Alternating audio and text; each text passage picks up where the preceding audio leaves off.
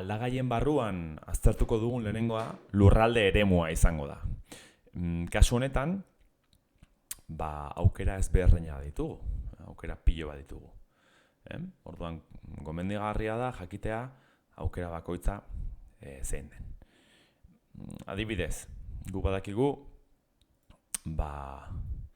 Euskadin 3 probintzia daudela, Bizkaia, Gipuzkoa eta Araba, bilaketa hori nahi badugu, probintziaka egin dezakegu kasu honetan, Arabako udalerriak, Bizkaiako udalerriak edo Gipuzkoako udalerriak, bai? Hementxe ditugu orduan, Arabakoak aukeratzen baditugu, Arabakoak bakarrik agertuko zaizkigu kasu honetan.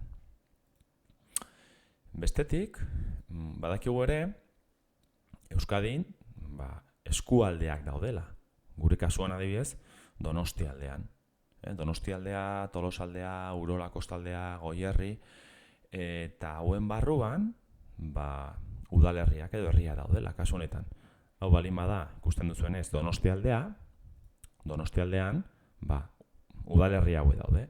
Donostia, Astigarraga, Hernani, Urnieta, Errenteria, hori daude, eta bilaketa hori ere horren arabera egin dezakegu. Kasu honetan, eskualdeak ematen diogu, ikusi, eskualdeak,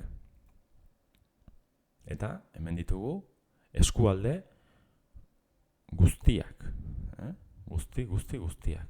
Esan bezala, Donostialdea hemen dago. Eta beraz, hau aukeratzen badugu,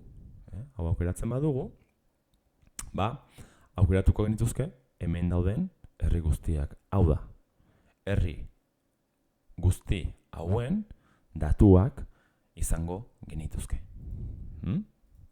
Eta esan bezala,